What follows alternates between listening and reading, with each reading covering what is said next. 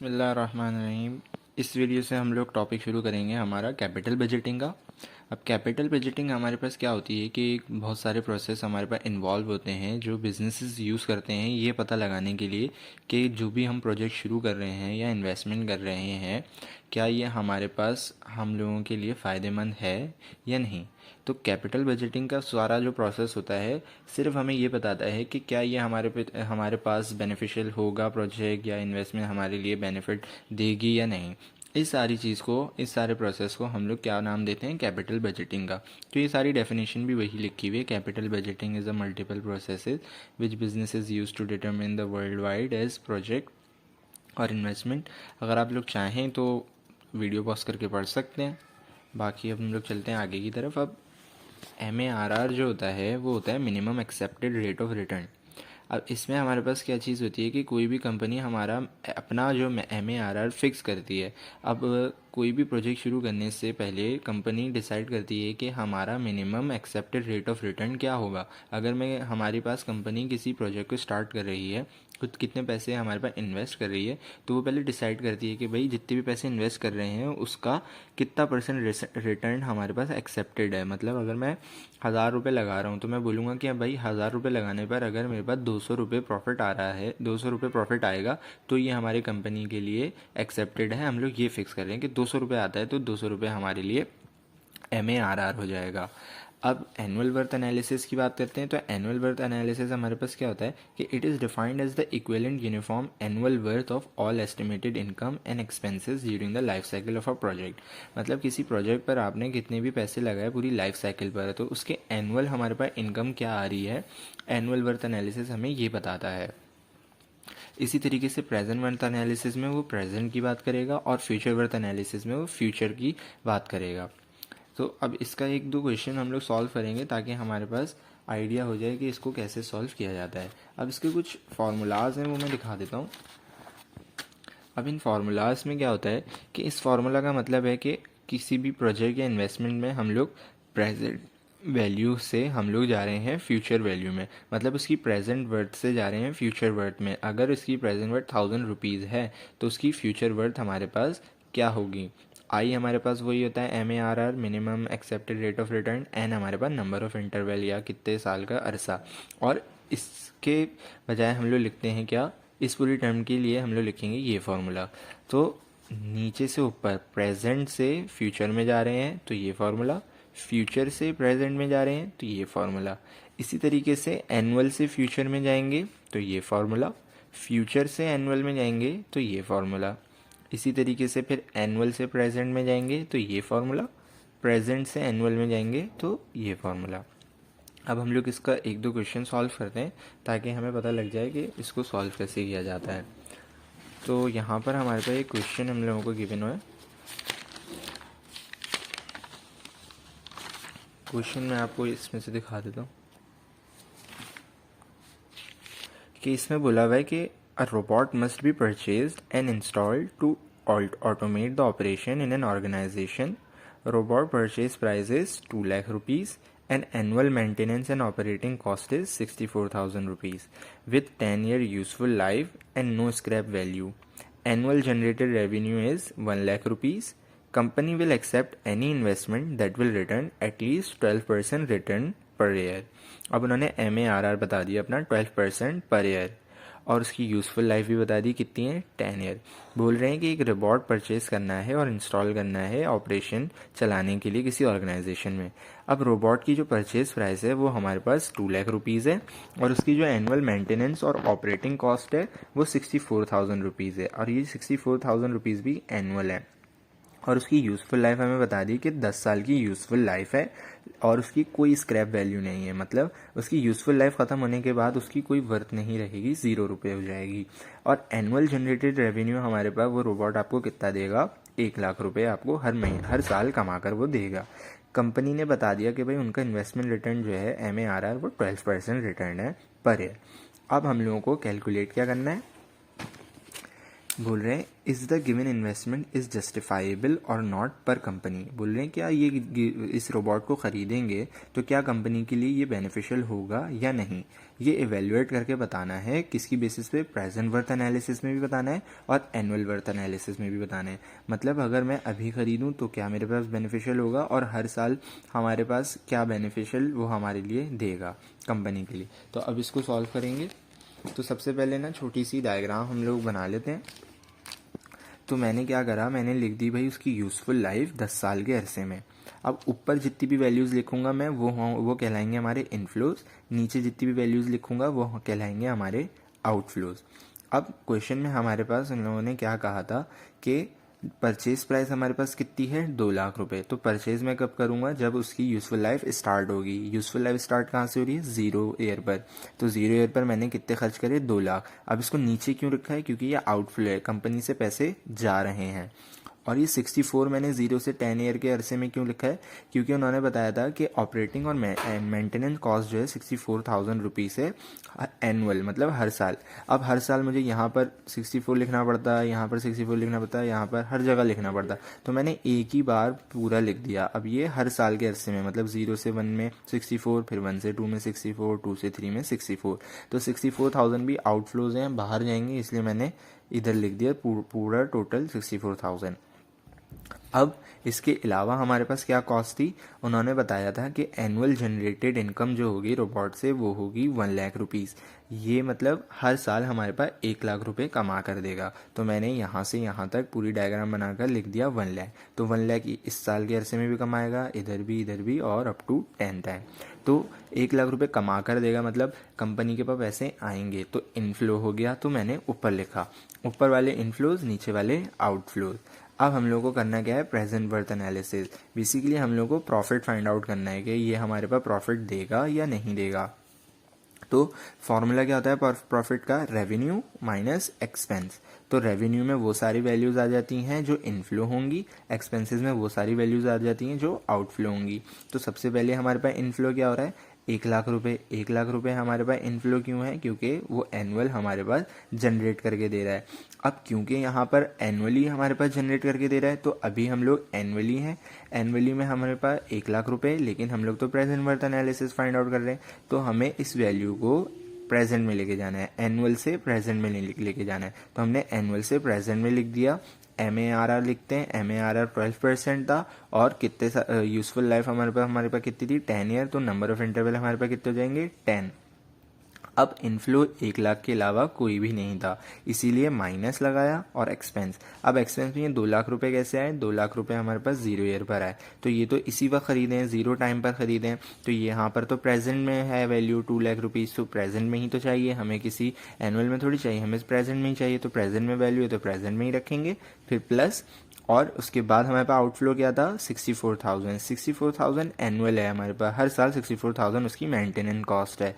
तो 64,000 लिखा। तो ये तो 64,000 एनुअल में, हमें तो प्रेजेंट में चाहिए, तो एनुअल से प्रेजेंट में जाएंगे।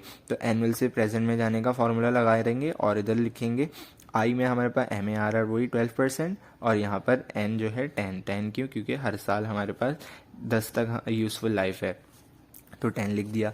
तो यहाँ पर अब हमारे पास मैंने फॉर्मूले दिखाए थे, वीडियो चाहे तो पीछे करके आप लोग देख लें। सो एनुअल से प्रेजेंट में जाने का फॉर्मूला लिख दिया, यहाँ पर एनुअल से प्रेजेंट में जाने का फॉर्मूला लिख दिया। अब आई की जगह हमारे पास क्या आता है, 12%। तो आई की जगह क्या आएगा, 0.12। एन की जगह क्या आएगा, 10। तो सारी वैल्यूज़ मैंने इधर पुट करी, इधर मैंने पुट करी वैल्यूज़। ये वाला ये टर्म माइनस 2,64,000 वाली टर्म ये आ गई। अब इसको सॉल्व करेंगे, इन दोनों को सॉल्व करेंगे और माइनस करा देंगे।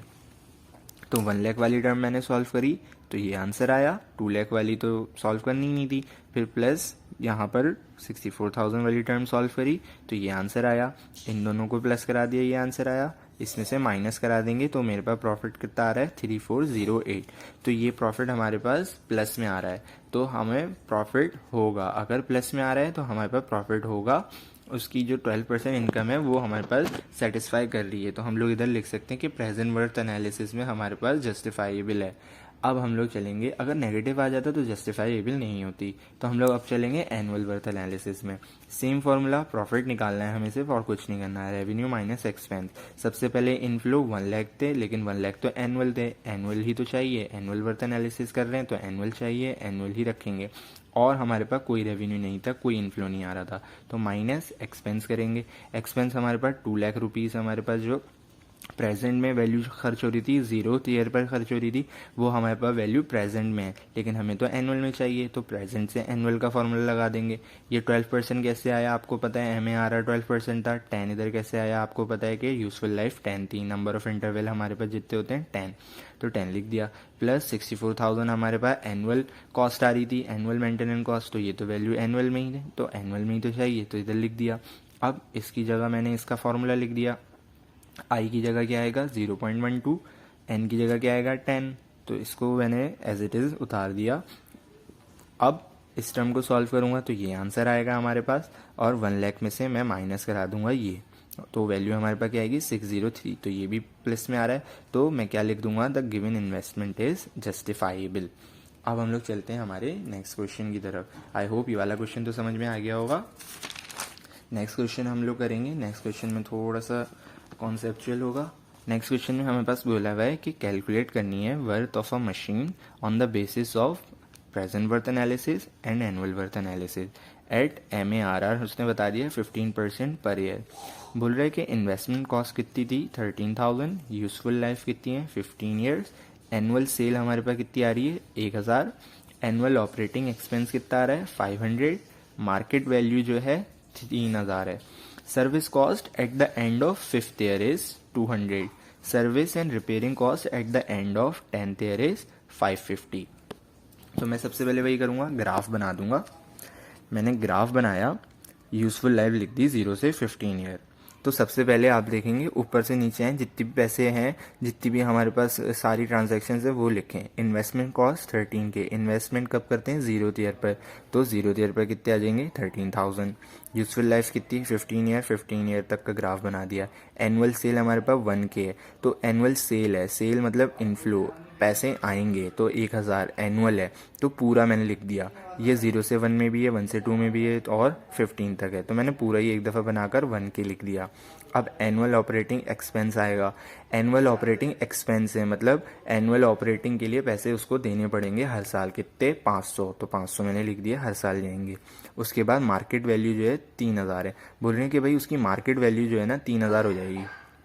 ये बेसिकली स्क्रैप वैल्यू है कि यूजफुल लाइफ ख़त्म होने के बाद उसकी मार्केट वैल्यू कितनी है 3,000, तो ये 15th ईयर पर होगी, 3,000 लिख दी। Service cost at the end of 5th year, मतलब 5 साल के अरसे के बाद उसकी सर्विस कॉस्ट होगी 200, तो सर्विस कॉस्ट देनी है, पैसे जाने हैं, तो 200 लिख दिया।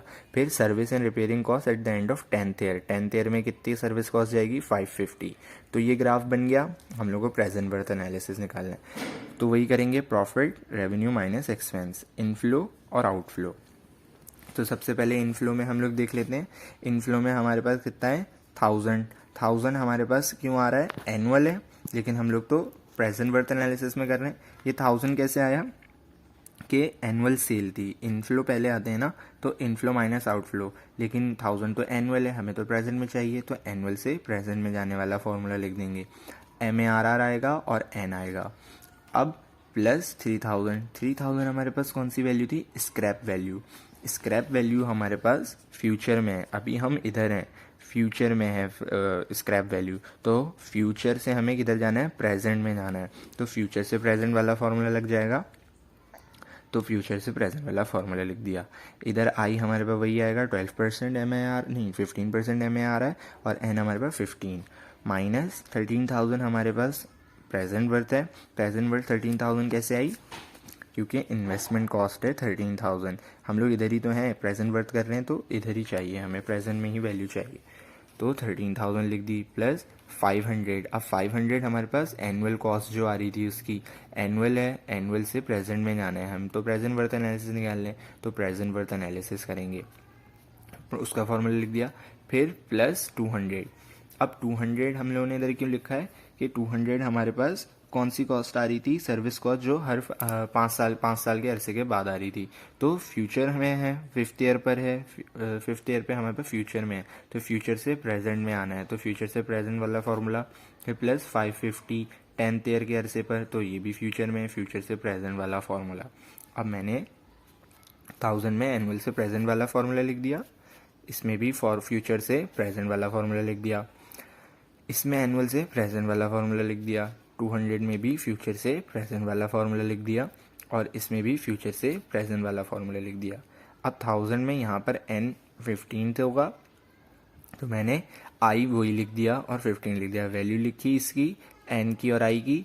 इसमें 3000 वाले में मैंने यहाँ पर n की और i की वैल्यू लिखी, फिर माइनस 13,000 प्लस 500 में n की और i की वैल्यू लिखी, 1500 प्लस 200, इसमें n और i की वैल्यू लिखी। अब 200 में n की वैल्यू मैंने 5 क्यों लिखी है इधर, n तो 15 था, क्यों क्योंकि 200 जो वैल्यू थी वो 5th ईयर पर थी, इसीलिए इसके लिए जो n है नंबर ऑफ इंटरवल वो तो 5 हुआ, 15 थोड़ी हुआ, तो मैंने 5 लिख दिया। फिर प्लस 550 में मैंने हमारे पास क्या लिखा हुआ है, n हमारे पास कितना है 10, क्यों क्योंकि यहाँ पर 10th इंटरवल पे था, तो 550 के लिए n 10 हो गया।